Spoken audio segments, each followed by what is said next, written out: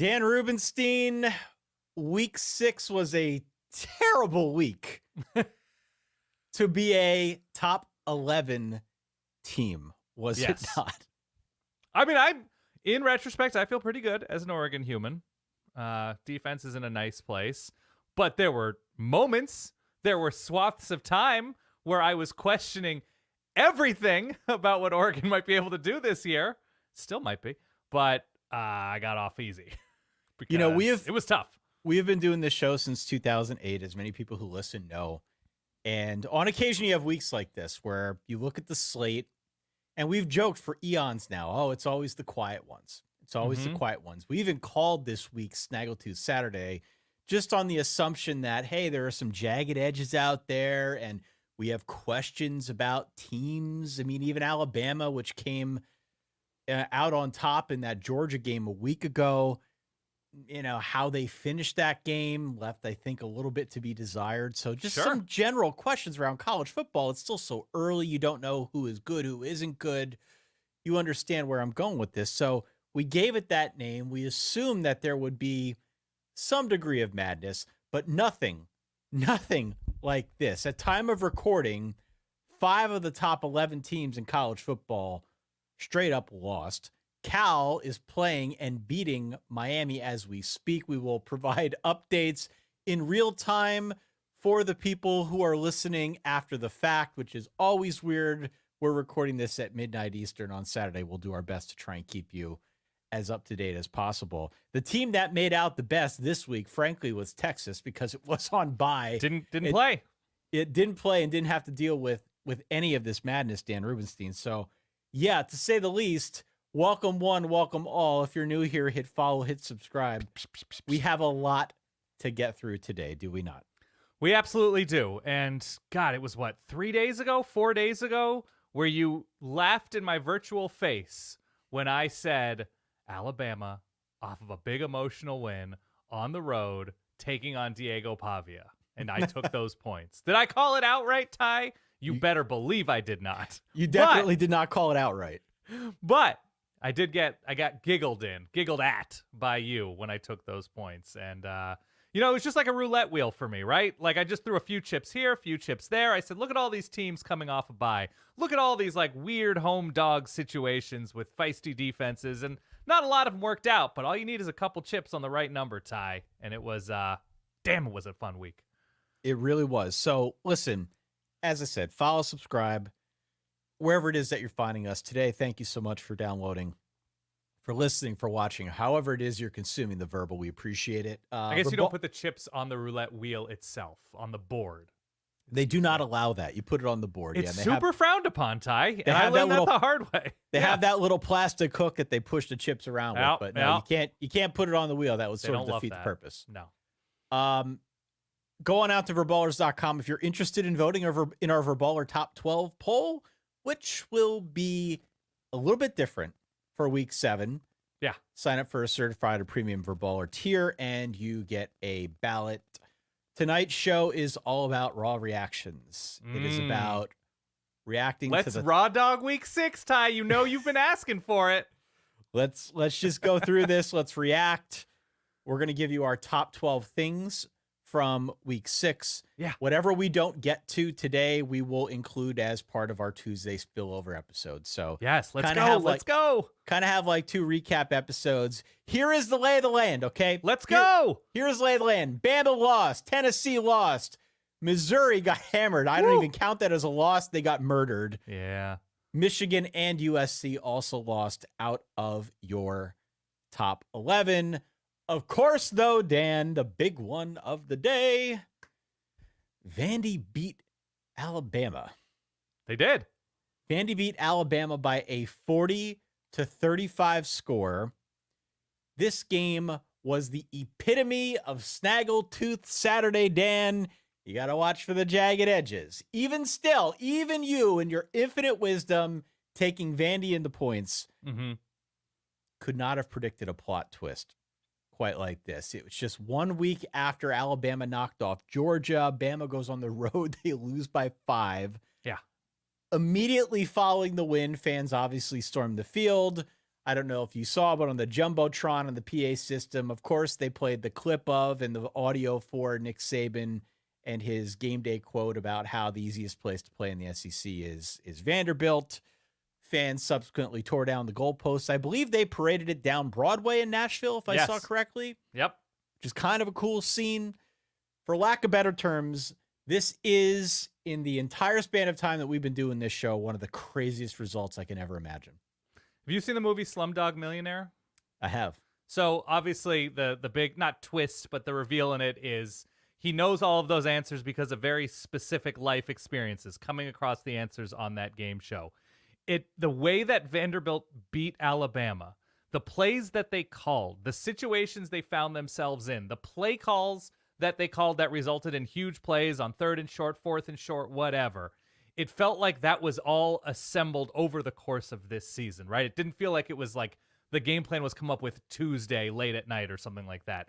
It felt like the culmination of weeks and weeks of work and preparation, because you look at how long Vandy had the ball. You look at the plays that Diego Pavia was able to make. You look at the confidence that Vandy was able to play with against Alabama the week after they beat Georgia, that there was something bigger about what Vandy put into this game. And why wouldn't you, right? Everybody, you're going to circle this game, in the summer, in the spring, whatever. If you're Vanderbilt, with all the changes that they made, bringing in Diego Pavia, bringing in Jerry Kill and Tim Beck, all these guys, losing who they lost on both sides of the ball, that this was a game that they were just ready to kick ass in from the opening moments of the game, whether it was the pick six, whether it was the strip sack, whether it was just maintaining possession as long as they did, absorbing whatever it was that Jalen Milroe, Gotta get it right. We got a note. I apologize. Jalen Milroe and Ryan Williams were able to accomplish together magically, I should add. Ryan Williams is magic. I don't have a better adjective for Ryan Williams at this point. And he is 17? Fact check that? Yeah. 17. Fact check. 17 years old. It was masterful. Vanderbilt was masterful at home, and this is just what Diego Pavia does to SEC teams. Well, so who here's are the thing. favored to beat Diego Pavia. Here's the thing. Here's one of the interesting factoids that I was able to mine. Yeah. Before this game, Diego Pavia was tied with Eric Dungy, longtime favorite of this show, and Skylar Thompson, formerly of K-State, now with the Dolphins, for the most wins by a quarterback in games where their team was a 21 or more point underdog over the last 20 seasons. He at least did that against Skylar Thompson and against Oklahoma at least once. Right. They each had 2. All 3 of those guys had 2. Great. Obviously, now this gives Diego Pavia 3. It was clear that Vandy just built the whole plane out of him. And he continually found ways. Eli Stowers, too, was an important deal here. Yeah. Sure, but Pavia was the engine. Yes. And it was clear that he was finding ways to make big plays without making big mistakes, which is a big deal. And, we could talk about what else transpired this week and how other mistakes did kind of dictate how this week went down. But Diego Pavia did not falter in this moment. And I don't know how many people had Diego Pavia outplaying Jalen Milroe on the bingo card, but here we are, right? Yes. What struck me was this. If you watched this game, even if you didn't, you mentioned some of the moments, the ricochet off the player that led to a pick six, the strip sack, that type of thing. These games always have moments. Oftentimes, though, they feel like a fluke. Yeah. This did not feel like a fluke to me. I watched the whole game. This was not a fluke. Vandy never trailed in this game. They held the ball for 42 minutes, as you said. You can only control that much of the football if your offensive line is playing well, and it did play well. You could only control the ball that long if you're effective on third downs. They were 12 of 18 on third downs, dominated. Which it doesn't matter if you're playing Bama, if you're playing Alabama State. Who cares? 12 of 18 is a really good number on third downs. That's a root canal, right? Yeah. It's incredible. So this was against Bama at home a week after that big win. For Vandy to go out there and essentially be dominant in the manner that they was, or to the degree that they could be dominant, is a huge deal for Clark Lee. It validates all of the offseason changes that you described earlier, bringing in basically New Mexico State. But losing, right? Losing the receivers they lost. I think it was Nate Clifton, the key defensive lineman to USC. Sure. A couple years ago, was it Ray Davis to Kentucky, right? Yep. Like big names for this a young, promising team. Yeah. So they're now 3-2. They stand an excellent chance to get to 6 wins and go to a bowl, which frankly 2 months ago was inconceivable. And I would just shift gears a little bit and say on the Bama side, I mean, I know we want to celebrate Vandy, but on the Bama side, obviously this raises a few questions. If you follow the newsletter, like Jake and I in this week's version talked about Kalen DeBoer trying to conjure the spirit of Nick Saban, talking about the rat poison. Everybody remembers his rat poison comment. Yeah. And Kalen DeBoer went so far as to set rat traps around the football building just to remind people like you're not as good or you're never as good as the media wants you to believe you are. And we're now working on 6 straight quarters, I'd say, of curious play by Alabama. Got off to a big lead against Georgia. Yeah. Allowed Georgia to come back into that game the last 2 quarters. Now we had 4 quarters of this. There are still 4 ranked teams on this schedule, as well as a road game at South Carolina next week, and then the Iron Bowl to close things out. Alabama's got a long way to go. This is not to say they're a bad team. This is not to say that they're in danger of really anything, but they got to shore up whatever is going on here over the last game and a half. I'm going to be not a wet blanket. I don't know what I'm going to be here. This was a not great day for Alabama, and we shouldn't judge Alabama in the Kalen DeBoer era on the Vanderbilt game, just like we shouldn't judge them on the back half of the Georgia game, and we shouldn't judge them on the first half of the Georgia game or the fourth quarter against USF. Any of their highs and any of their lows. It's Kalen DeBoer's first year. This is not a team that he recruited. This is him using, and that's not necessarily a bad thing, but this is not something that this is not a mandate or whatever on Kalen DeBoer. And a referendum. A referendum, excuse me. Thank you. And so the story to me is still Vanderbilt. And as good as Jalen Milroe is and Ryan Williams and all the running backs for Bama, the playmakers on defense, this is Vandy. This is situational magic for the Doors and a program-defining win for Clark Lee, who, by the way, never too high, never too low. Clark Lee just sort of had his hands up at the end of it and was just like very happy for these guys. Even like his halftime interviews, his mid-quarter interview was like, we'll see what happens. There's not a lot of fire to him, and I'm not saying that as a negative thing. And it was just an interesting watch that they just sort of were steady Eddie, kept going at Bama. Yeah, just to put it in context, and then we'll move on. Vandy had been 0-60 as a program. Yeah. Before this game against AP top 5 teams. Clark Lee obviously gets a big one here. The situation as a whole. Do you see what I tweeted out, by the way, about that stat? Oh, well, they were 0-60, but they can't expect them nobody to go beats 0-61. Vandy 61 straight times. Yeah. There's an old shirt was like, nobody beats Vitas Gerulaitis 17 straight times after Bjorn Borg beat him 16 times in a row. Continue. The other thing, if we zoom out a little bit more, not just within the context of Vandy, but Alabama is just the 4th number 1 team in the AP poll era to lose a game to an unranked opponent the week after beating a top 2 ranked opponent. And furthermore, this has not happened since 1960. Got to go back 83 years? No, what is that? 63 years. I'm not a math major. No, it's you're been okay. a long time. It's been a long time. And these situations come about once in a blue moon. So good on Vandy. Apologies to any Alabama fans out there. You will ultimately be fine and probably they're not still listening. make the They're playoff. not listening. They are not listening. They'll download and support, but I think they're going to take the week off, especially as you turn into Ty Hammond over there with the fun facts to just drive that screwdriver in a little bit more. The next upset, point number 2, was Arkansas 19, Tennessee 14, Dan. God, I should have gone with my gut here. I talked about scratching off Arkansas, scratching off Tennessee, scratching off Arkansas. I'm going with the Vols. Continue. This is my lock of the week, Tennessee minus 13.5. You had it big, right? Wasn't it 51-14 or something? My projected final was 48-17. I was a Woo! little bit wrong. Okay. Of note, Tennessee was favored by 13.5. They only scored 14 in this game. This was 3-0 at halftime in favor of Arkansas. They clearly had a very good game plan to disrupt. The crowd was rocking. It was obviously helpful that They were at home here. And what I came away feeling was basically the opposite of what I said when we did the Thursday preview show. And on Thursday, I was waxing poetic about how Nico is cut differently, which I still believe he is. Oh man, the height of Nico is great, but this is not the night to wax not the night. about Nico's ceiling. Yeah. No. But my point was not about his physical tools or how he can throw the ball 50 yards on a rope off the short leg like he did late in the game, which you and I were kind of in it just oogling over. Immediately before he ran out of bounds with 5 seconds left, not attempting a game-winning throw. Immediately before that. Yeah. Nico, at least in previous situations like this, the few that we've seen, did not seem rattled. I thought he seemed rattled. I thought so too. I thought he seemed rattled.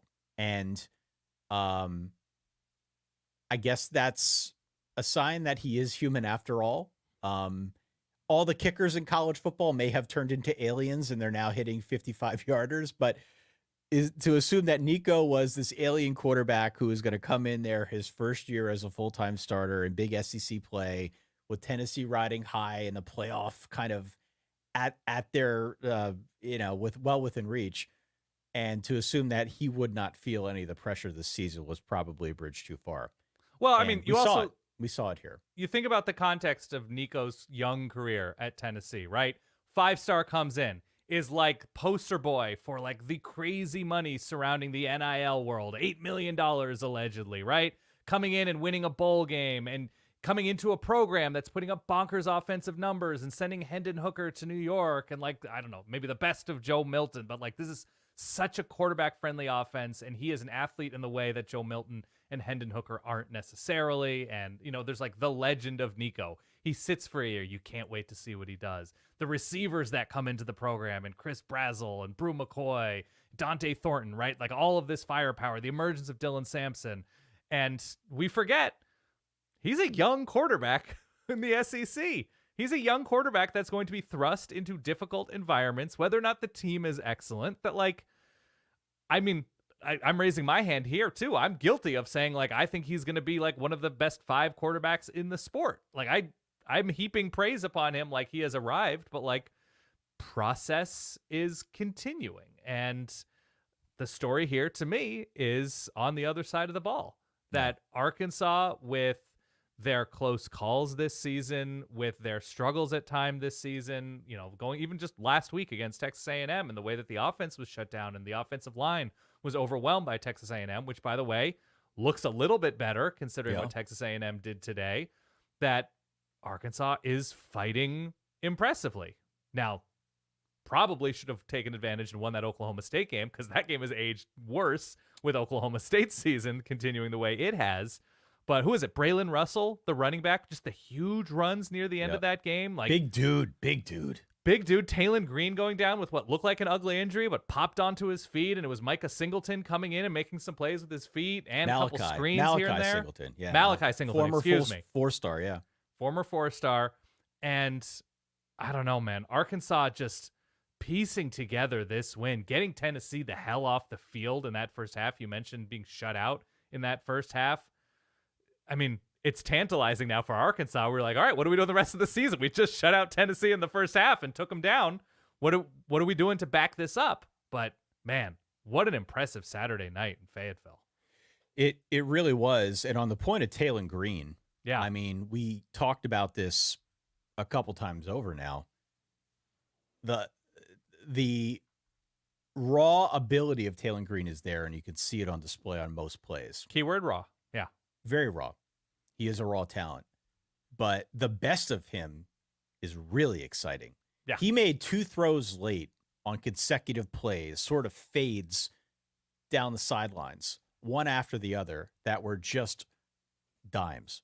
Yes. Absolute perfect throws. He is obviously very mobile. Hopefully he is not injured for any period of time. He was up on his feet. It looks like it's not going to be super serious, although it did have the hallmark of one of those bad knee injuries. I think he will be okay based on what we saw, but we'll wait to get the official report there. If they are able to sort of rein him in and get more performances like the one we saw tonight against a very good defense. This is the other thing about this. Say what you want about Arkansas's defense holding down the Tennessee offense, which in and of itself is an accomplishment.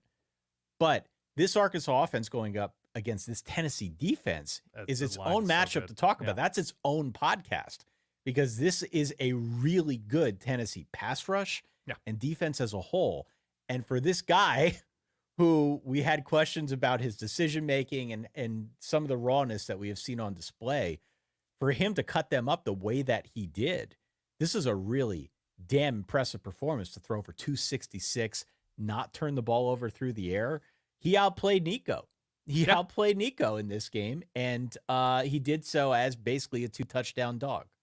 Absolutely. And the space in the SEC of teams that you don't want any part of in the wrong week, not necessarily like the proven great teams, excellent teams, super talented teams. I don't even know who's on that list in this moment. No. I think Georgia is. I think Alabama likely still is. Texas most certainly is. We'll see after that. Tennessee's ceiling most certainly is. But the grouping of teams, and we'll see what Kentucky's able to do in terms of growth on offense, because the defense most certainly, I think, fits that bill.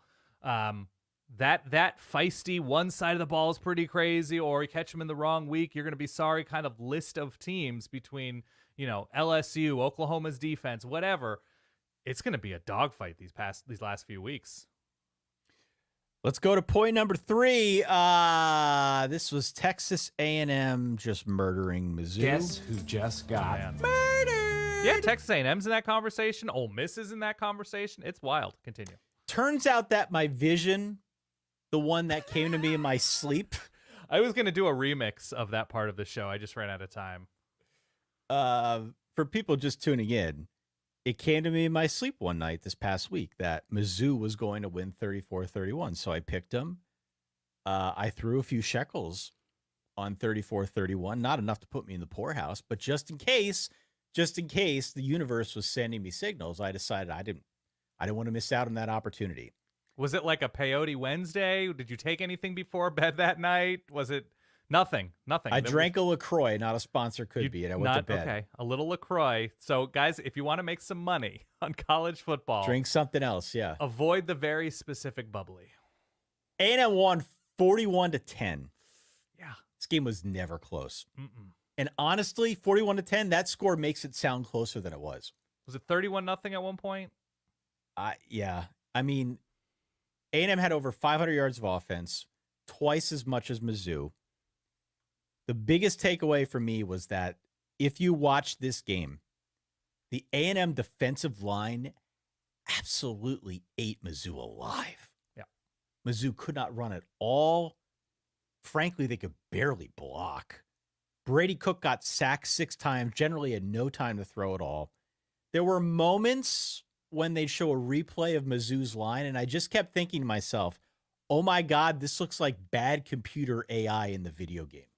Yes. Guys just sort of looking around. What are we supposed to do? 3.5 fingers. Yeah. It was really bad. When they were able to get something going, then they were called back for a penalty. So this is one of those games, if you're a Mizzou fan, you just want to forget about it altogether. This is a really bad loss, though. This is a really bad loss, not just because of the offensive stuff that we saw and how they could not protect any of what they were trying to do. Right. But then on defense, again, if you watch the game, and Jordan Palmer was the analyst on the call here in the booth, he was begging Mizzou, please. Jordan Rogers, excuse me. Jordan Palmer, Carson Palmer's brother. Continue. My bad. A notable quarterback brother commentator coach. Continue. He was practically begging Mizzou, bring some pressure on Connor Wickman. Bring some pressure. He had all day to throw. Yeah. And then they'd show replays, and he's going through his progressions. You could see his eyes, Dan.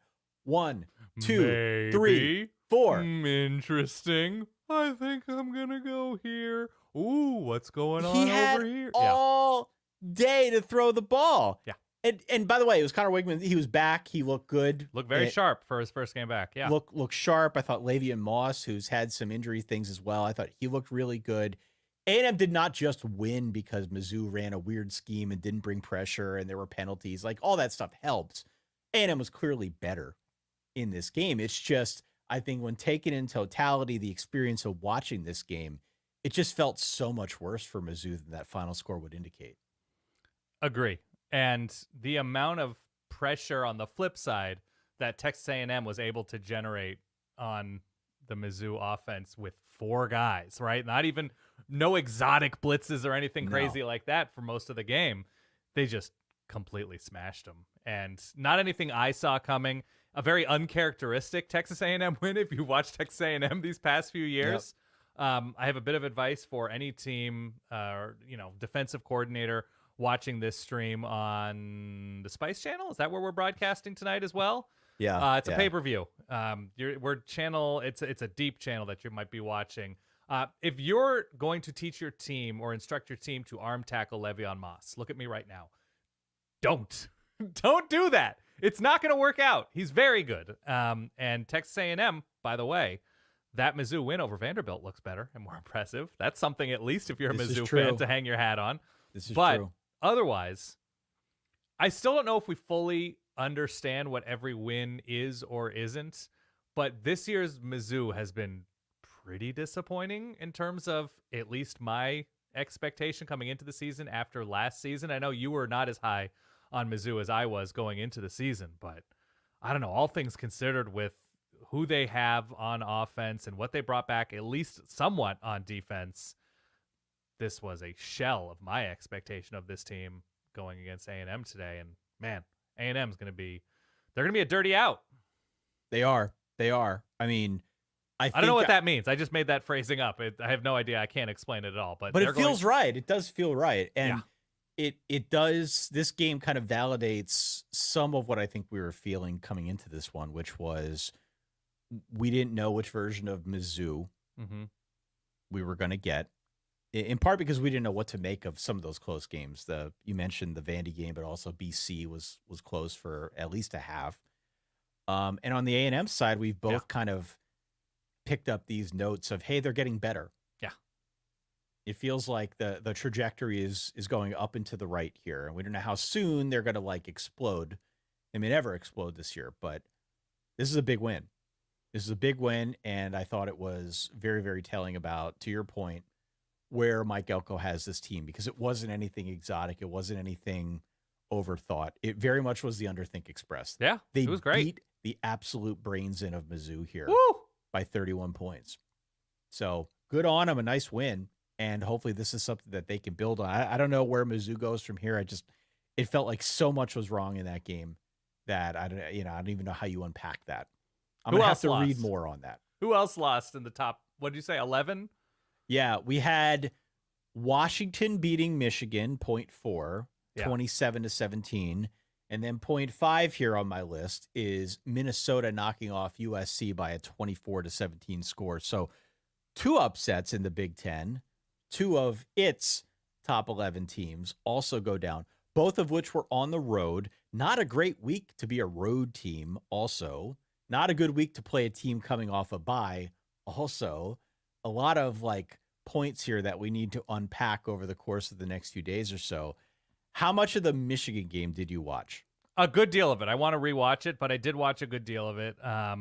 Certainly because of my interest in West Coast football and being married into a Michigan situation. It was a nice, lovely cross-section of my interests. First of all, we maybe should not call it a revenge spot. It's a revenge spot for fans, but when you look at the Michigan offense, when you look at the Washington roster, we're talking about the Mississippi State quarterback handing off to the Arizona running back, throwing to a receiver who did not play in the national championship game. Right. It was a very impressive performance from Washington. It was a cleaner Washington than we've come to see this year in terms of forcing turnovers, not making stupid mental errors, leaning on what's working and not abandoning things like that. It was a good performance from a Washington team looking for an identity. It was a complete performance. And yes, Michigan made a change at quarterback. Yes, Michigan has been a team that has struggled to throw the forward pass this season with various quarterbacks successfully, consistently. Yes, it was a road game a couple of time zones away, of which I think teams are 1-7 now in the Big Ten, traveling at least 2 time zones away. I think it was only Indiana who won that game against UCLA. That's the lone winner thus far. Long travels. Washington should have won that game. Washington was favored to win that game. Denzel Boston is emerging as a really interesting receiver in this sport for the Huskies. I don't know. I made the point before the game that Michigan has been a team that has, they won from a couple of freak plays against USC and Minnesota, and they were due to not get those bounces every week, and they didn't. They didn't. And I think one other interesting point in this game, and this is something I know you brought up before, the Michigan defense. I think we were very quick to point out in the preseason that, well, regardless of what the offense looks like with all its turnover, the Michigan defense is still going to be in a very good place. Yeah. This is not to say it's not a good defense, but your point hasn't been quite as good as expected. It's a different year. It's a different defense. It's run by a different guy. There are different pieces. Like, yes, Josiah Stewart is there. Will Johnson, when healthy, is there. Mason Graham, Kenneth Grant. Like, there are guys who are going to be incredibly high draft picks in the NFL that have been incredibly successful Big Ten college football playoff defenders. Doesn't mean as a whole they're the same thing. And they aren't the same thing. No. Because Will Rogers threw for 271 and 2 scores. They rushed for over 110 yards. I think it was 114 yards and a touchdown as a team. They were able to move the football pretty effectively in this game, especially through the air with Will Rogers. Yeah. So, this is just not the same Michigan team. And sometimes you have this after you win a title and after there's turnover, whether it's personnel or staff or otherwise. And this is just sort of the nature of the beast. Michigan probably was not the number 10 team in the country, even though they were graded there by voters. Yeah. I don't think you or I were under any illusions that they should be ranked that highly. It was just a matter of time until we saw a game like this. Right. And I thought they would win. I thought they would be able to rush the football, that they would be able to play the same game plan that they've been playing all year, and that they would emerge victorious here by a nose. And in reality, that wasn't enough. In reality, this is a Washington team that if you're going to beat them, you need to have a little bit more balance. And even though Michigan made the move, or you need to have Kyle Monangai on your or you team. need to have Kyle Monangai. Yeah. But or John Mateer? or John Mateer Yeah. from Wazoo. But Michigan even though has Michigan neither, yeah. tried going to Jack Tuttle, we saw another quarterback in this game. They still have this issue with really getting much down the field in the passing game. Mm-hmm. 10 of 18, 98 yards, a touchdown, and that late pick. So it's just, there's no explosion that teams need to worry about. And that makes it easier to stop the offense as a whole if you are a better team with, more resources on defense. Yeah, and this is another conversation we had about Michigan. Again, not the story here. Washington is the story. A nice bounce-back win after, a tough 2 or 3 weeks here. The story is the fact that if Michigan wanted to have a downfield passing game, they would have developed not just a quarterback, but an offensive line and rotational guys to step in, because it's certainly hard to find those guys in the portal. And their receiver development has been pretty underwhelming. They've lost a couple of interesting guys to the portal, but really, it's just that room is not stocked with players who can change games in the way that a lot of the teams on their schedule have those guys. And so Michigan is not built to be a dynamic offense this year. And we've all rooted for teams like this. It's just not Michigan's year to do it. Then there's the USC game. Yeah, man.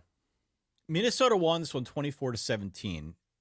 Maybe a little bit of controversy. I guess it depends on your point of view. I don't know. Yeah, it's your literal point of view in watching PJ Fleck call a 4th and goal play that was ruled not a stop on the field and then overturned to be a touchdown. But that's a play. Continue. Overturned to be a touchdown. So PJ could have kicked the field goal.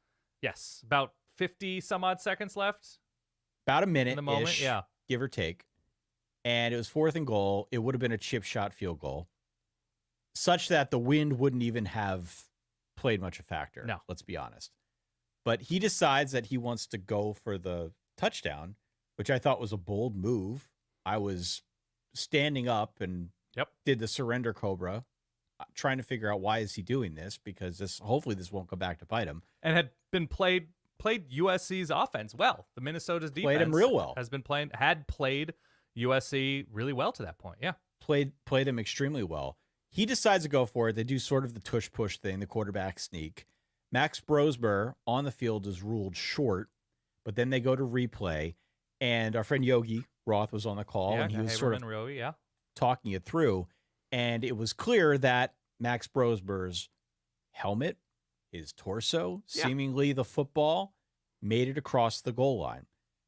The interesting part, do you want to be technical about it, is they aren't supposed to overturn anything unless there is very obvious visual evidence. Yeah. To conclusive video evidence. The toe did drag before. We have this zoom on this moment, it was the ground that caused the fumble. We now see that based on this slow motion. Yes. When they could pull up the NBC it in the little magnifying glass and show you that type of thing. You need to have conclusive video evidence. I don't think we really had that. I thought it was a touchdown. You felt like it was a bad call. I'm trying to understand the rule here, right? It had touchdown vibes to me. As I watched the play, you're like, that seems like a touchdown. But if it's not called a touchdown on the field, then let's see some clarity to it, right? And I understand that, you just couldn't see the ball. So what are we doing with this rule then? There are going to be plays where you can't tell, though, obviously, something either happens or doesn't. And so as I watched this play, I saw Max Brosmer seem to summit the mountain that was the goal line. He crossed the plane to my eyes while holding the ball. Now, the ball kind of squirted out and it was unclear, but none of that was clear on replay either. So my question is just if you're not going to call it a touchdown on the field and you're going to take your time to review it and look for something clear that the ball crossed the plane, in the replays that were shown on TV anyway, and there was no infrared imaging to show the ball in the middle of a bunch of bodies crossing the plane. That's the next frontier, Ty. People talk about lasers, infrared imaging. I want to see the ball through a heat map of livers and spleens. I want to see that, Ty. This is going down a weird place. You couldn't see it. To me, you couldn't see the ball cross the plane. And so if we need clear evidence, we didn't get it. Again, touchdown vibes to me. You show me that video as a guy on a couch. I'm like, it seems like a touchdown to me.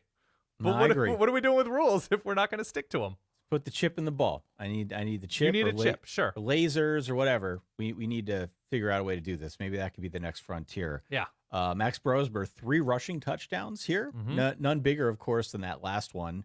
And I thought Minnesota did a good job forcing turnovers and in their own right, keeping this USC offense down.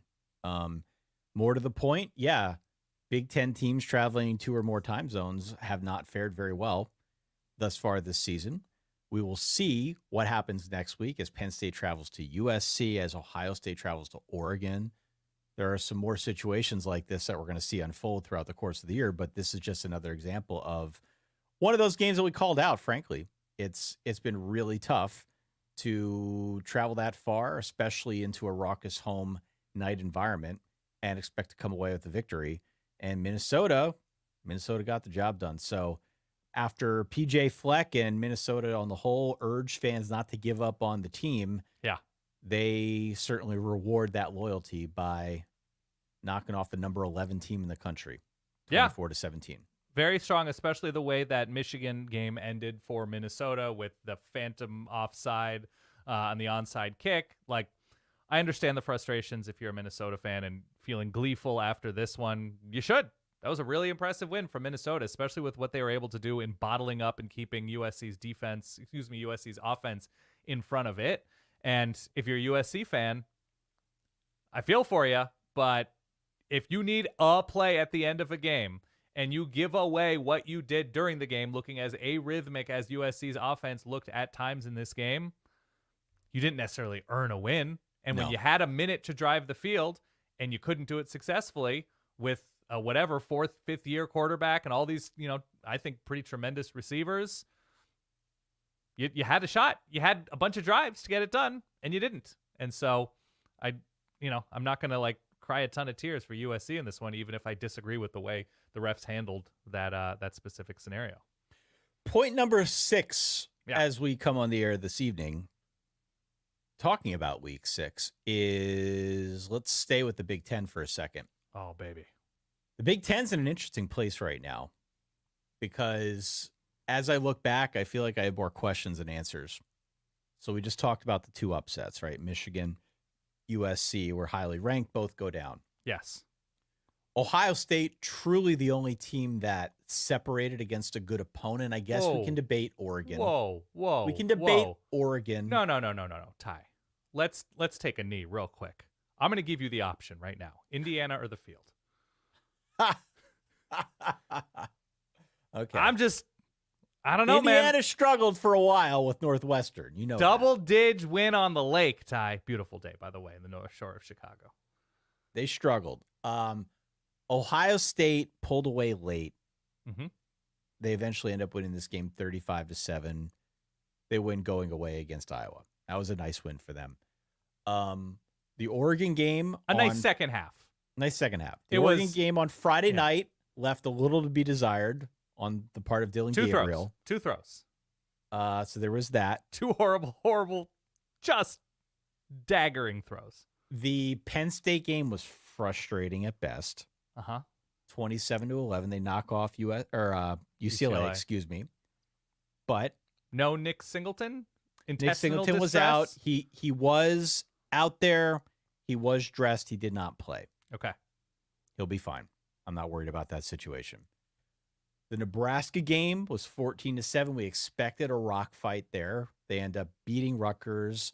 I guess it depends on when you got the line as to whether or not I was going to your say, rock hit. Good teams win. Great teams win by 7 at 6.5. Yeah. So there's that. You mentioned the Indiana game. They did win by 17. Yeah. On the road against Northwestern. And then there's the Wisconsin-Purdue thing, which, I mean, Purdue is just in a really bad place right now. Yeah. They lose by a 52-6 score.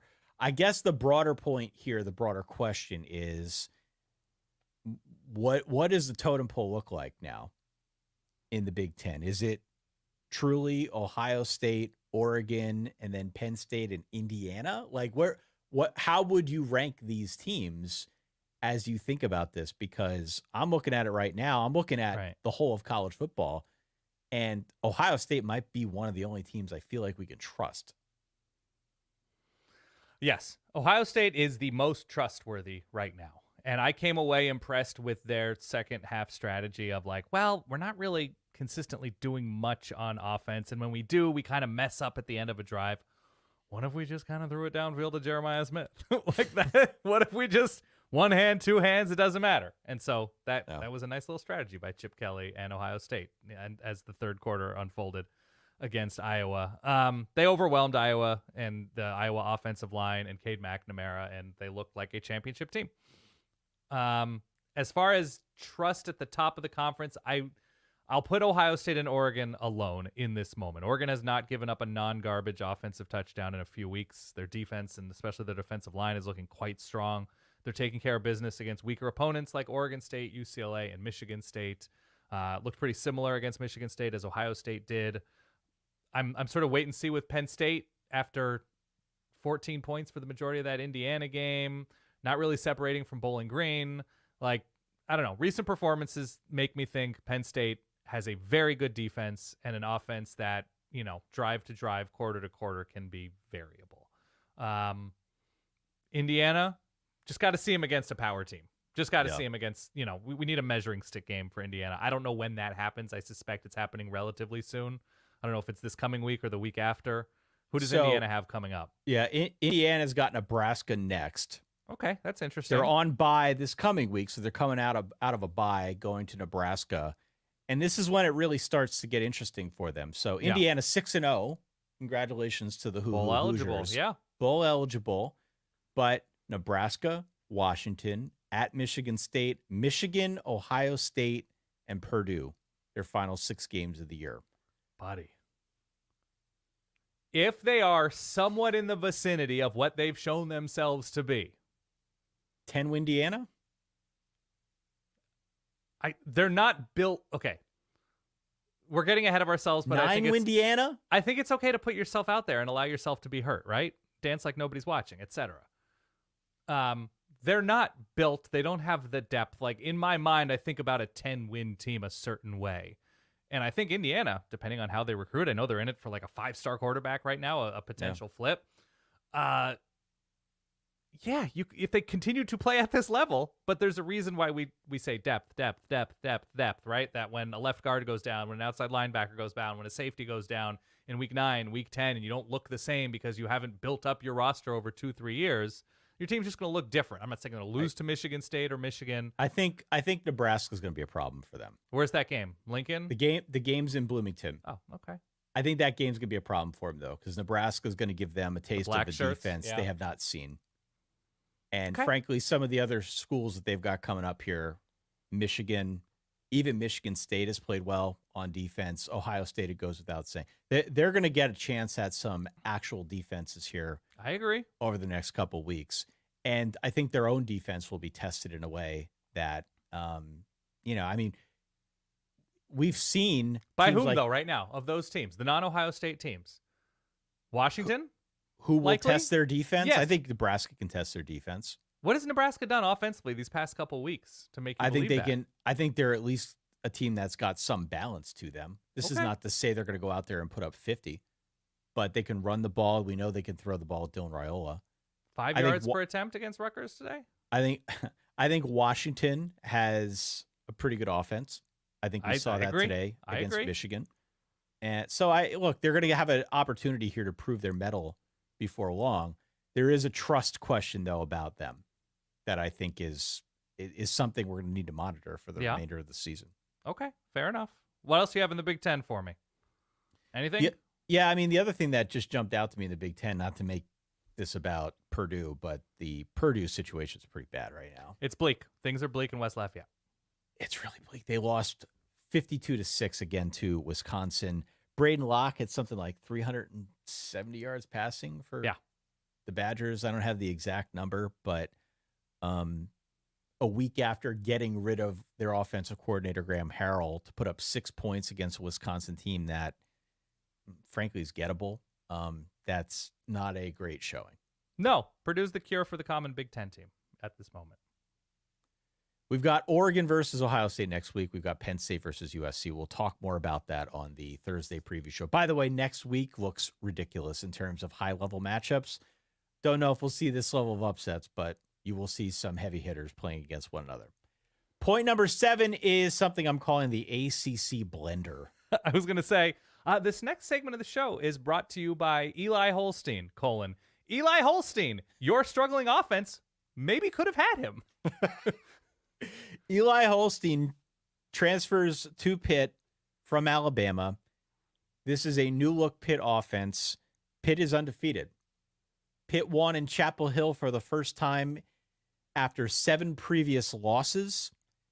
They are 5-0 for the first time since 91. Man. He is the first Pitt quarterback since Dan Marino to win his first 5 starts. Mm-hmm. He looked really good. He was their leading rusher, obviously their leading passer, ended up throwing for something like 381.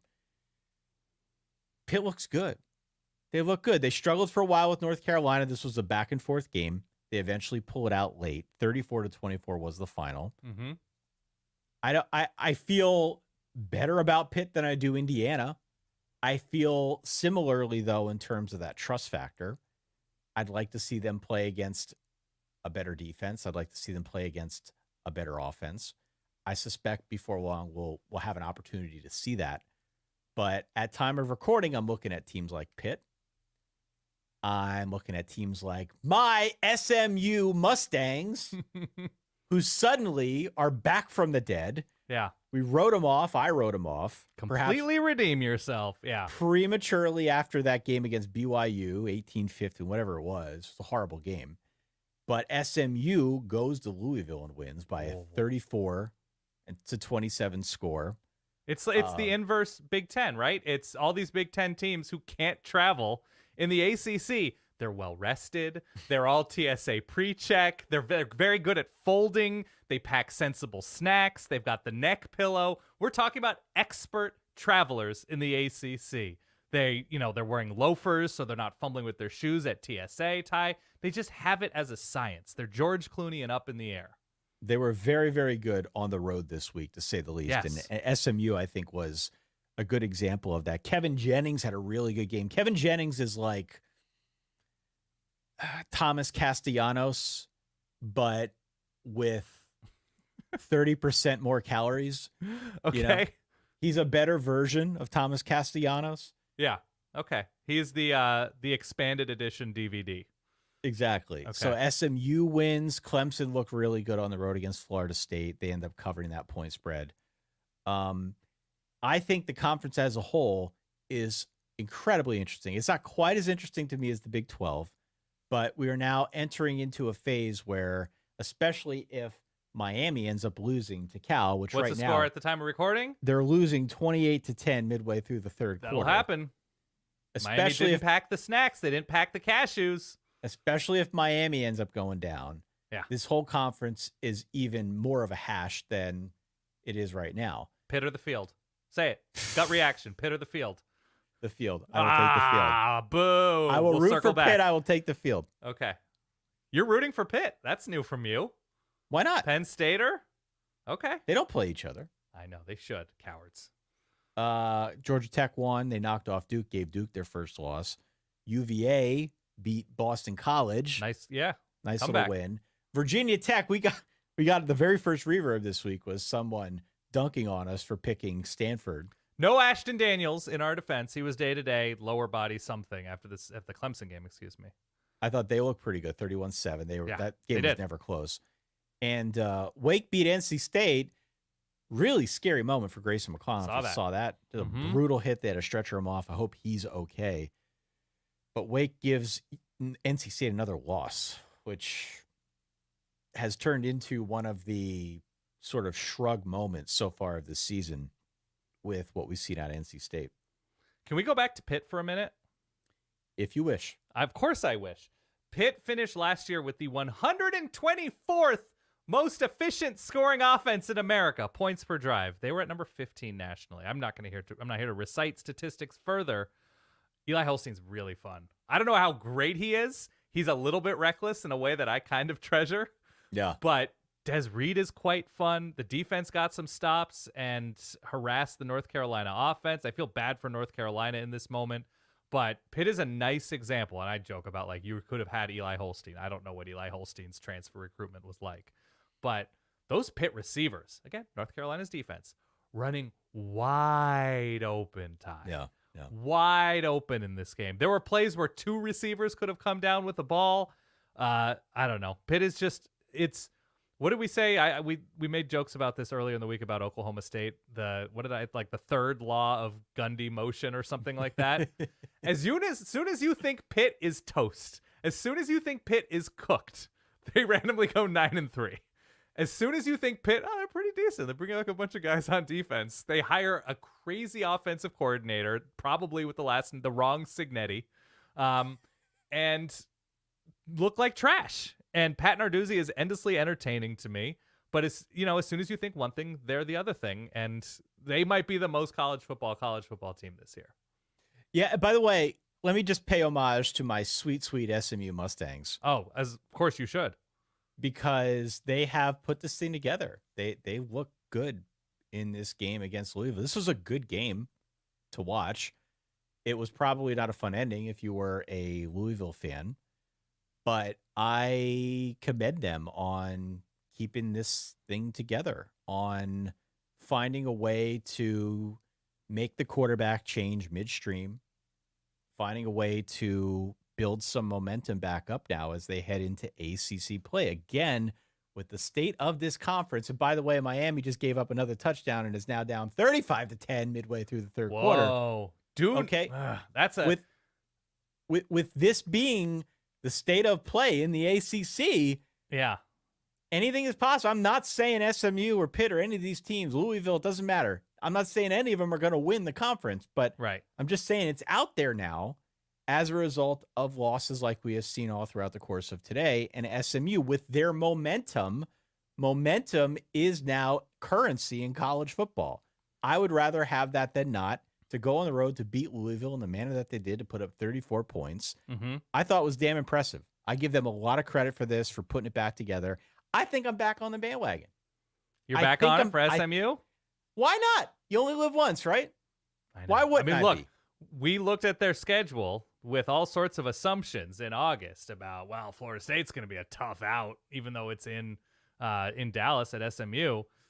I don't know what the rest of their schedule looks like. I don't have it memorized in front of me. You can go on. At Stanford, at Duke, home versus Pitt, home versus Boston College, at UVA, home versus Cal. I mean, those Pitt and Cal games Are weird huge. to say. Kevin Jennings and Eli Holstein for the ACC supremacy. Oh Do you God. think that if Miami loses, and obviously by the time people are listening to the podcast version of the show, they will know if Miami came back and won after being down 25, how much time is left in this game as we're speaking? There's like a quarter and a half still to go. Okay, so we're in the middle of the third quarter. So let's say Miami goes down 25 right now. Do you think there's a chance that Miami players run into Virginia Tech players in SFO, both having played in the Bay Area, and awkwardly say like, wow, that game was weird last week, right? How'd you guys do? And you're just like, oh, it was no problem traveling. Like Stanford didn't put up much. I assume Cal, you guys were able, you're so much more talented. And like Cal's got the fun meme thing and they had game day, but you guys took care of Cal, right? Algorithm, man. It's like you can't even use the like travel across the country, even though Cal looks to be clearly better than Stanford. You're scoring 10 points against Cal through, 2.5 quarters. Mario looked very perturbed on the sidelines. What did I tell you? What did I tell you about Mario Cristobal in that stadium?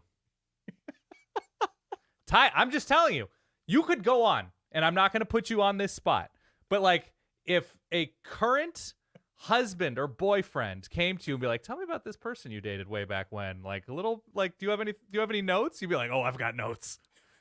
Oregon people still to this day feel that about Mario. Oh, we've got notes. And one of them is don't trust him in Berkeley. Don't trust him in Berkeley. Or in the Bay Area. They lost to Stanford when Stanford went 3-9. Remember that? Yeah. And Joe Moorhead was out sick. Continue. Point number 8 is the Big 12 also headed towards a wild month and a half. Dude, I love the Big 12. This it's is a very figuring to stupid be conference. this is figuring to be one of the craziest years in college football. Yeah. We had Iowa State pulling away from Baylor. Good. And winning that one going away. So I like 43 to hierarchy, 21. Ty. 43 to 21, they put up 542 yards. Good. BYU, K-State, Utah, all, I believe, were on bye this week. Mm-hmm. West Virginia drilled Oklahoma State. It was a complete performance, yeah. They ran for 389 yards. They had 31 first downs, which has to be more than some teams have all year. Probably. Let's look at like the UMass numbers. Yeah. It has to be more than some teams have all year. West Virginia absolutely annihilated Oklahoma State. Oklahoma State is in a very weird place. They ended up pulling Alan Bowman. They went to Garrett Rangel. I saw fans turning on each other when I was going out there on Twitter to see what the Oklahoma State contingent had to say. Suffice to say, our optimism about Oklahoma State with what they had returning, and for a lot of the optimism that, I think had been reported by people who are much closer to the team, it's definitely taken a weird turn at this point. So they are probably not going to be in the hunt for the Big 12. They may be in the running, as they always are, to knock off some teams that are. But West Virginia, certainly now in an interesting spot. This conference, I think, as we get a little bit deeper into this thing, it's going to be in a crazy spot. Colorado didn't play either. By the way, that's another team that we should throw out there. As we speak, Texas Tech up on Arizona 18-3. 18-3. At the start of the second half, yeah. Texas Tech. The worst 4-1 team in college football history. Say what you want about Texas Tech, but undefeated in conference, definitely has the offense, not much on defense. But no. They're in there. Tonight they do. UCF was exposed to some extent by Florida in their game. We can talk more about that one on Tuesday. So just a lot of like general weirdness, I would say. Would like to talk more about the Big 12. We can do that perhaps on the next episode. There were frankly a lot of teams that were off. So we'll get to that. I think maybe we'll play a little bit of a game and talk about all things Big 12 on Tuesday. Here's the good thing about the Big 12, okay? Kansas, definitely lackluster in this moment, right? Not living up to expectations. I had higher expectations of Kansas. Who knows what the actual issues are? We need to deep dive it a little bit further. Oklahoma State is falling off a cliff, have not won a game in the Big 12. Iowa State, Colorado, I would say in this moment, with Arizona looking down, maybe the best of Kansas State. BYU, if winning is a skill like we like to talk about, they're skillful. BYU is pulling out games. Does Iowa State play Colorado? Do you have that at your fingertips or in your memory banks? Yeah, we'll pull it up. They're super interesting to me. And I'm leaving out ASU. Arizona State was the team that beat Kansas. That was back and forth. Kind of a wild card to me. Love it or leave it. Sam Leavitt getting it done for the Sun Devils. Yeah, I think Big 12's fun. It's stupid, but it's fun. Iowa State's got a big road game next week at West Virginia.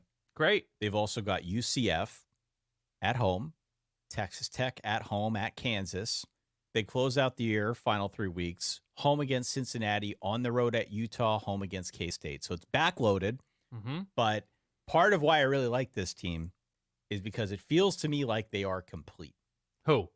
Iowa State. Iowa State, yes. I really liked Iowa State in the preseason. You recall, I was super high on them when we did the preview. And this is why. It's because I think Rocco Becht is really good as a quarterback. It's because I think they can run the ball. I think they're good out wide. I think they're solid defensively. They had a lot back coming into the season. And again, we didn't really know what to make of this schedule because we hadn't seen any of these teams back in July when we previewed things. But as it is all shaping out, all of these teams have flaws. All of these teams, and this is what makes the Big 12 super interesting. Every team has a fatal flaw, maybe with the exception of Iowa State. That's part of why I like them. UCF, we saw it today. UCF couldn't get Florida off the field. I'm sure if you ask some Clone fans, they have some notes. I'm sure, but it feels like the other ones that I'm looking at here with Texas Tech, with Kansas, with Cincinnati, certainly with Utah, maybe Kansas State, there's discussion there, but there are just a lot of teams that are very flawed. Oh, I think Kansas State has flaws. They all have flaws. Yeah. But I look at Iowa State and I say maybe they're the one that's the least flawed. Wow. At this point. What a world we live in. Who'd have thunk it? Something to monitor. We will continue to talk about this. That's point 8. Point 9, 10, 11. Let's get into Ashton Jeanty. Because not a lot of defenses can. Ashton Jeanty is one of these players at this point who it would be a crime if he weren't invited to New York. Sure. Ashton Jeanty, Boise State running back. The first play of the game was a 63-yard touchdown for him. He had another touchdown of 75 yards today. He ended up with a $186 and 3 touchdowns. He's averaging close to 11 per carry. He is currently outpacing Barry Sanders' record year in 1988. Barry Sanders had over 2,600 rushing yards in 1988. Was that the year where he beat up on somebody in Japan? Beat up on someone in Japan? I have no idea. There used to be a game every year in Japan, and I think he had like 322 yards and accepted the Heisman in Tokyo via satellite. He finished the season, if you include the bowl game, with over 2,800 yards, but the regular season, 2,600. And Ashton Jeanty is on that kind of pace right now. So there is a conversation to be had, and we can kind of roll this in with point number 10, which was basically, on the whole, some other G5 teams that are making hay. Both Army and Navy are unbeaten. Liberty is also unbeaten. Those are the only 3 unbeaten G5 teams at present because UNLV lost on Friday night to Syracuse in overtime. The conversation that I want to have, though, if we kind of meld these two together, is who do we put above whom? If Boise State goes the rest of its season without losing, with having that one loss being against a pretty good team, potentially a top 5 team, and we have teams like Army and Navy playing each other, one of them emerges from their conference unbeaten. Presumably their only losses at that point outside of whoever wins the title game would be against Notre Dame, if you want to assume that as a loss. Ooh, I don't know, man. I've seen some Navy-Notre Dame matchups. I think Liberty probably goes unbeaten at this point. I don't see a whole lot of resistance in their path. Yeah. We also still have teams like Tulane that are lingering out there. Tulane, I think, is pretty good. Put up 71 this week. On UAB, yep. There is a question that I'm very curious to see what the committee has to say about this with respect to Boise State. And do you value them in their one loss? And obviously, the biggest star, I would say, in G5 right now, Ashton Jeanty, over what we might see on the resume of some of these other schools. Yeah, I mean, does Notre Dame have both of the service academies? They have both Army and Navy. Okay, so we'll have common opponent there, which Notre Dame should probably go through this season at this point as a top 20-ish team, at the very least. I mean, they're going to be a playoff team at this point. What are they ranked right now with these losses ahead of them? I think they were something like 14th in the coaches poll or the AP poll. So they're well within striking distance. And if we keep having weeks like this, which we're going to, right, as long as they don't lose, they're going to end up in that top 12. So schools like Tulane, Army, Navy, Boise State both get the benefit of scheduling really good power conference teams, quote unquote power conference in this moment. And Liberty does not. They're not scheduling, and obviously schedules are made in advance, but Liberty does not schedule in that same manner. I think it's strength of performance at this point, that if we need to say, yes, record matters, period. Also, on top of records mattering, let's look at the manner in which you are winning these games. Let's look at how dominant your offense is. Let's look at how dominant your defense is against the best teams that you are playing, and try our best to project that forward into saying who has earned this spot. Because like Liberty going 13-0 and Boise going 12-1 are not, they're not equal data points, and they don't tell the whole story. So I'm looking for strength of performance in this moment. I'd be curious to hear from the Verballerhood out there. I know we have a lot of folks, even if you're not specifically a G5 fan, you're interested in that whole side of this playoff discussion, because there's going to be a committee that picks its favorite G5 team, essentially, a G5 conference champion. I would like to know what people think with respect to that conversation. Right now, I think I would favor Boise. For as much as I would like for it to be Army or Navy, because I think that's a cool story, both teams are dealing and look really, really good. I just feel like it's really hard to leave a one-loss Boise State, provided it's a one-loss Boise State, out of that playoff, knowing that they probably have the biggest star in G5 in Ashton Jeanty. Well, I'm gonna give you something else, Ty. You ready? Yeah.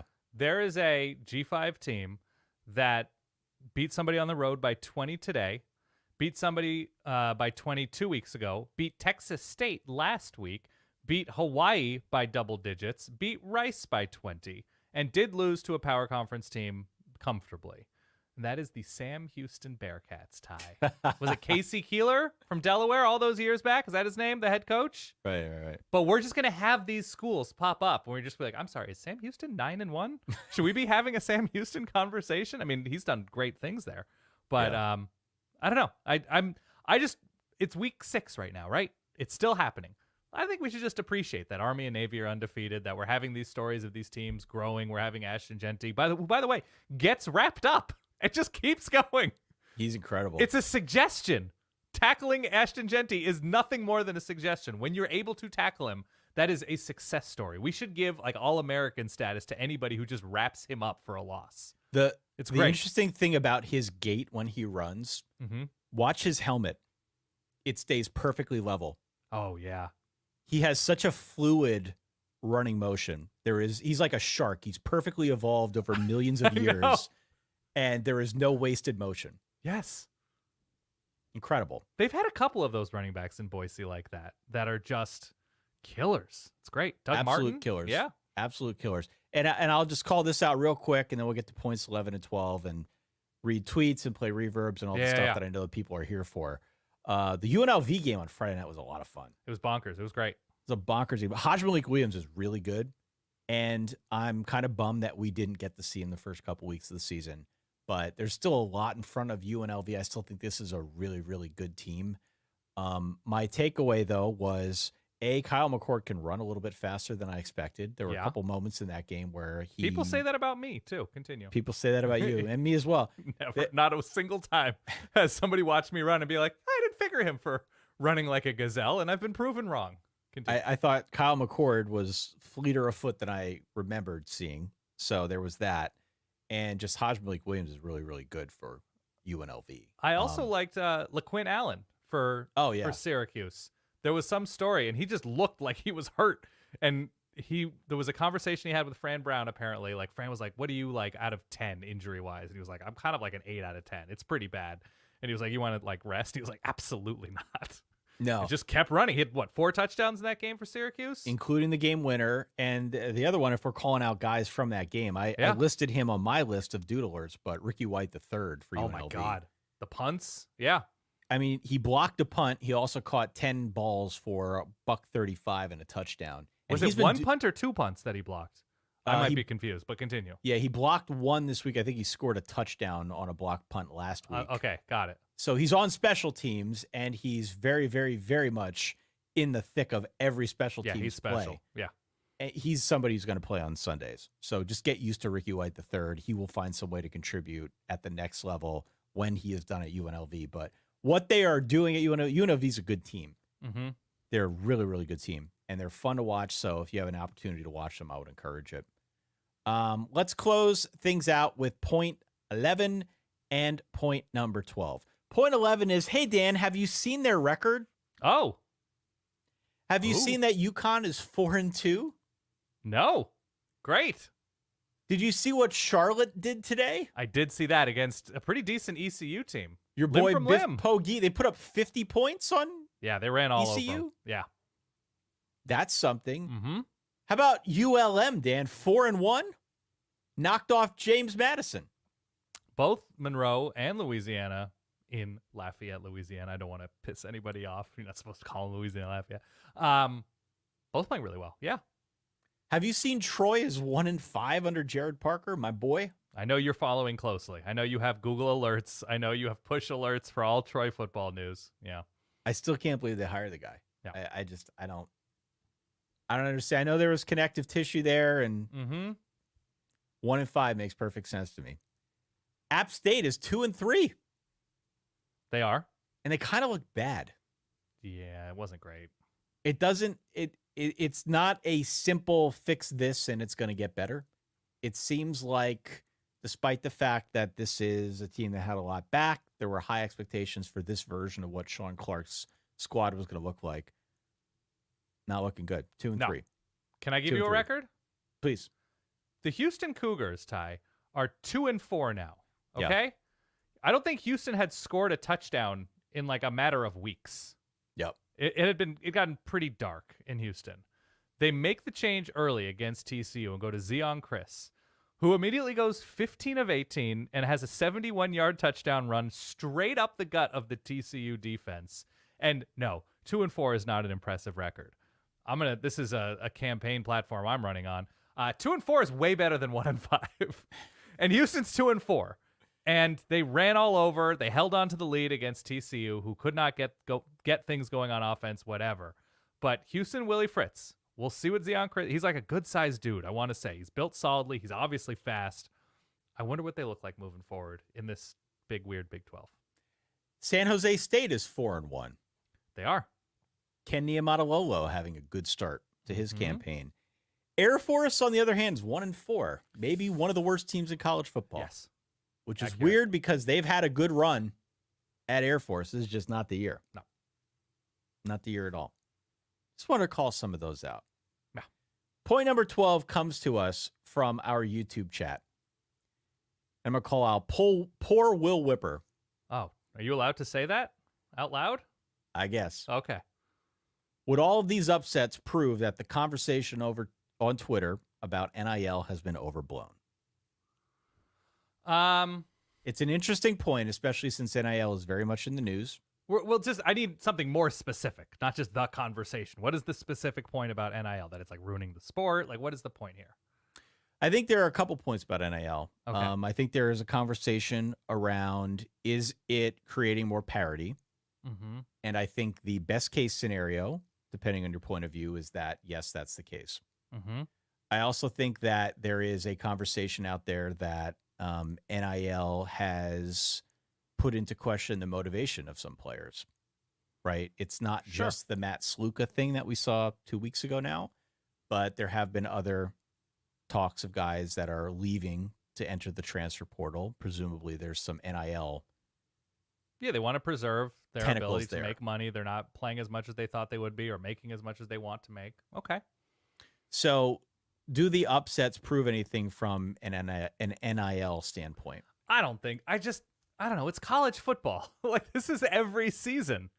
Like, Bama loses games sometimes. Michigan loses games sometimes. Ohio State loses to Purdue. They do. And for a stretch there, they always looked like they were going to lose to or lost to Purdue. Ohio State lost to Iowa, and Nate Stanley randomly dropped, fact check me on this, like 55 points randomly one year. Right. There is something very random about trusting teenagers and young men to be consistently excellent and adhere to a hierarchy within a conference. Yeah, I mean, I It's think the sport. some of the conversation that I have seen is, like Ohio State's a good example of this, right? Yeah. Ohio State went out there and they didn't build their whole plane out of NIL players, transfer portal, what have you. But they were very selective with the guys that went out and got. So far, I think those guys have been pretty good, but there are plenty of other examples, players who have been assimilated into new rosters. I'll throw Riley Leonard out there who have come in, and I don't know if they've had anywhere close to the impact than many people expected or hoped. And so I just think on the whole, the NIL thing, the transfer portal, the way that those two factors interact, it has maybe not had the immediate impact as some of the skeptics had predicted. Well, I also think if you're looking at certain schools like Oregon, like Miami, like Ohio State, whoever, like Texas, who are going out and trying to fill gaps via the portal, that it's going to take some time. Not everything's going to gel immediately. Not everybody's going to know, like, oh, I know we're down to Cal big, but we can lean on what we did last year against NC State or against Boston College and go in that direction. Like, there's not much you can look back on as a unit with some of these teams and say, here's what worked when. And so that is the interesting thing to me, that there are going to be a lot of teams who are works in progress for longer as the season goes on. And I don't know. I think that's okay as long as it's entertaining. And as so long far as it's I've been entertaining. super entertained by the sport.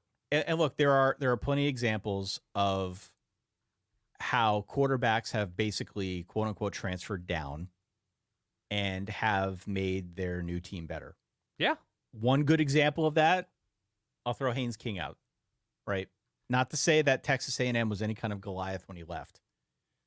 And obviously Georgia Tech's a power conference team, but they hadn't done anything in a long time. Right. This is a very feisty Georgia Tech team with a good offense, and he is the trigger man. There are examples like that aren't necessarily getting the biggest headlines, but you could look at and say, hey, that's a success story. So to that end, is it introducing a little bit more parity in the sport? Marginally so. And I think it's good. It's not the NFL. Right. You're still going to have 25-point spreads, but at the same time, it does make some of these games and some of these conferences, certainly it's made the ACC very interesting. Well, it's also just not the lone variable in the sport because of realignment and teams playing and teams traveling in new ways and playing later games, playing on Friday more often as we're seeing more of these games. There's just a bunch of variables at play here. So just to say that, like, is the conversation about NIL overblown? Probably, but every conversation about this sport is overblown, and that's kind of the beauty of it. And I don't know. It's a short window that we get to watch college football. I'm not going to overthink it. It's been a fun year so far. We asked people out on Twitter to fill in two blanks. We said, yes. I am a blank fan, and right now I feel blank. Dan Rubenstein, let's do a little role play, shall we? Let's do it. Role play. Ooh. If I'm not me, who the hell am I? What did the fine people out there have to say, Dan? I am a Virginia fan, cautiously optimistic. I'm an SMU fan. I'm feeling underrated. I'm a Pitt fan, and I'm feeling like the stars are lining up for a special season out of nowhere. I'm a Buckeye, okay with playing to expectations. I'm an Ole Miss fan, and Kentucky probably has a top 5 defense in the country. I'm a U of SC fan, so that's South Carolina, not USC, and feeling very whelmed. Not underwhelmed, not overwhelmed, just whelmed. I'm a Florida State fan, ready for the U.S. men's national soccer team against Panama. How do you feel about that matchup, Ty? I got a lot of injuries. But I'm optimistic to turn the page and start fresh under Mauricio Pochettino. Oh, I know. You're very excited about that. Very excited about this. Wake Forest fan, feeling better after a quality win. You mentioned the NC State win. Yep. Always good for Wake to win. Is that a quality win? Time. Is that a quality win? Any win is a quality win for Wake in 2024. Fair in this point. moment. That is a fair point. Virginia Tech fan, I'm feeling like the transitive property is the most important aspect of college football. That's a good way to think about it. Georgia, better than last week. By the way, didn't talk about Georgia Auburn a ton. Georgia was fine. We didn't talk about it at all, Dan. We'll talk about it more on Tuesday. We'll talk about it more on Tuesday. I'm not as down on Georgia's performance as you might be. I'm a UAB fan, and I'm feeling like a victim of fraud. It's been a tough few weeks in Birmingham. I'm a Penn State fan. I'm feeling moderately satisfied. Well, I wouldn't put that in your vows. It's not a great place. I do take her to be my lovely bride because I am moderately satisfied with this relationship. I'm a Vandy fan and I'm proud. Go Doors. Do you see Nate Bargatze hosting Saturday Night Live? Noted Vanderbilt fan. Yep. That's pretty cool. Threw something out there that he was pretty pumped about it. West Virginia fan, and I'm feeling dangerous. I like that. Oregon fan, like I've absolutely zero clue what to expect next Saturday. Next Saturday against the Ohio State Buckeyes. It's a big Two one. time zones, Ty. Yep. 2 time zones. I know. I have to start thinking about this. I saw that from John Wilner of the San Jose Mercury News. Okay, had that stat. We had a bunch of voice messages that came in. We had many that came in a little bit later. Yeah, baby. So I talked to Shay. He volunteered his services, maybe put together an extended cut, which we'll post out on verballers.com for anybody who's interested. You know how it works, right? I mean, their game's going on now. It looks like Miami's going to lose. They're down 38-18 with about 14 minutes left in the quarter here, in the final, before the game goes final. So there are going to be calls that come in probably at 3 a.m., 4 a.m. as a result of this one. But 38-18. Here we are. in terms of what we've got in the queue right now, we appreciate everybody dialing us at 855-Verbal-3. Here are your Week 6 reverbs. Have a listen. I'm Dan. I'm Ty. I'm going to pick Virginia Tech to lose to Stanford the week after they beat the number 6 team in the country on the road. And by the way, I'm making this call on Friday. This is Mason, currently driving laps around Disney World. It's Jaden from Jersey, and I've had a whole night to think about it, and I'm still not sure what happened with that Syracuse game last night. We might have the worst special teams in the country. I will give my firstborn to let A&M play like this every single week. Hey, this is Drew from Mizzou. You know, it's bad enough getting exposed on national TV like that, but to kick the sad field goal at the end, come on, man. How do I talk to the people in my life about 5-0 Service Academy football? Is college football ready for the option to come back? Win, lose, who cares? Northwestern Stadium on the lake is dope. It is. This place is awesome. Go Cats. Adam from Pittsburgh. Undefeated non-con. Check. Defeated rival. Check. Win in Chapel Hill for the first time in history. Check. Better watch out. Pitt's going to keep checking all those boxes all the way to Charlotte. Where were you when 9 Windiana stopped being an internet meme? Give Signetti all the money he wants. We're a football school now. Tonight, UConn found a way to win a game in magical fashion. 4-2. Somebody wants us. Big 12, ACC, Mountain West, Pac-12. I don't care. We're picking up the phone. Thank you and good night. If Dan doesn't want to read the drive chart from the Rutgers-Nebraska game, I will do it for him. Down, touchdown, punt, punt, missed field goal, interception, interception, touchdown, interception, punt, down, punt, punt, punt, punt, punt, touchdown, punt, down, down, end of game. Kevin from Farmers Branch, and I'd like to make sure everyone is aware that James Madison is no longer undefeated, and the sleeping giant on the shores of Bayou de Seard has awakened from its lengthy slumber. Look out, Sunbelt. Between Cal-crushing game day and Vanderbilt upsetting Alabama, this weekend is for the nerds. Welcome to Lewis Skolnick Saturday. It's Pandemonium in Nashville. Go Vandy. Today, we are all Commodores. Let's go, Vandy. What an amazing game. I don't know what this world is coming to because I'm literally searching up a Vandy dog jersey for my dog Diego.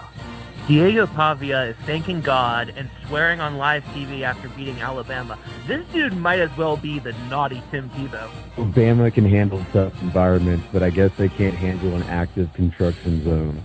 Anchor down. Vanderbilt won't even sniff a top 25 ranking, and Alabama will probably win the national championship. But you can't tell me that results like today's don't matter. Go Doors! Smart guys with the dub.